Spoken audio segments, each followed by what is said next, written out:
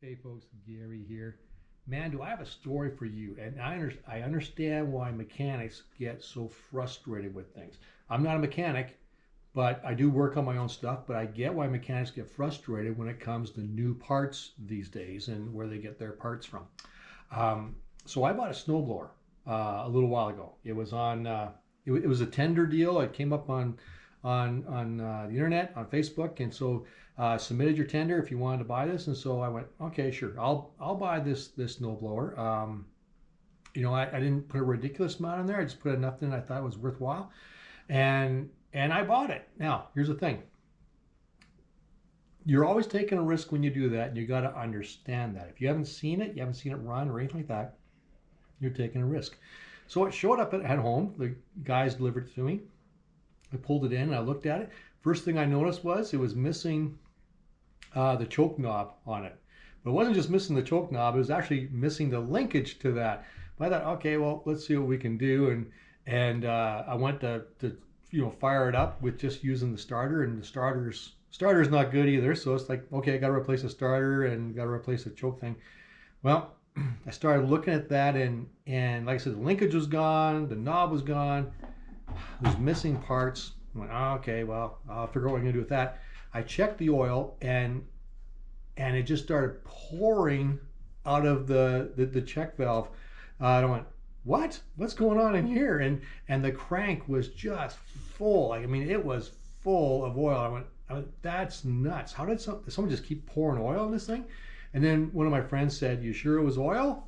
Maybe it was gas. And I went, you know what? I looked at it, and sure enough, that person was right. It wasn't just oil, it was also gas. So the float in the carburetor was stuck, or something was stuck, and it was letting gas just pour into the crankcase. So it's not a good start. So I figured, okay, I'm getting a new carburetor for it. So I ordered a new carburetor for it, and it wasn't too expensive, and proceeded to drain everything out of the crankcase that was there and put in the right oil, right amount, and did a couple other things, did a maintenance on the rest of it. And so the carburetor shows up. So I slapped the new one on. I'm pretty happy about that. It's got everything I need. Go to fire it up, nothing. Like nothing. I mean, like I couldn't use the starter, but I'm using the pull start, but nothing at all. I'm like, what is going on here? So on the carburetors, there's a little thing on the bowl. There's a bowl underneath it. There's two nuts, and if you take off the one, you can drain it. So I took off one to see if there was fuel. Yeah, there's lots of gas in it, so that's working. So I put it back up tight, and so I got gas. So I started tearing into it again, tear it all apart, start looking at the spark and all the electronics and everything, and can't find anything wrong. And finally, I just have a spark plug there, and I pull on it. I got spark.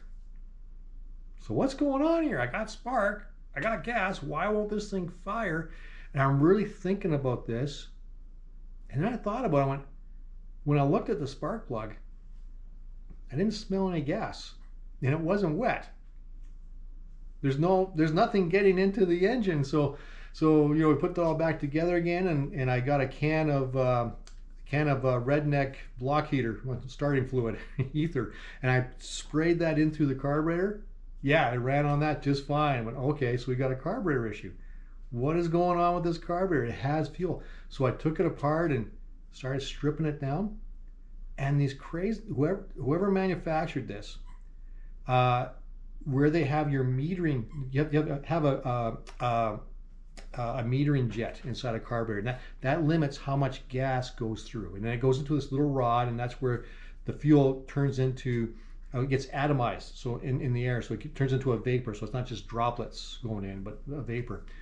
Well, the tube that those things are held in, there was no way for gas to get into that tube. They had forgot to machine some holes into that tube. Crazy. And so I looked at the old one, saw where they were, looked at this one, put it on my bench press, like the drill, and put two holes in it, put it all back together again, and now it runs. I'm like, how could you not put those holes in there? How many thousands of these things have been produced and shipped to people, and they put them on, it doesn't work, and they just throw it out. Oh, that's frustrating. A brand new part, and it was built defective. So I can see why guys get frustrated with that stuff. And It's actually a pretty horrible carburetor too.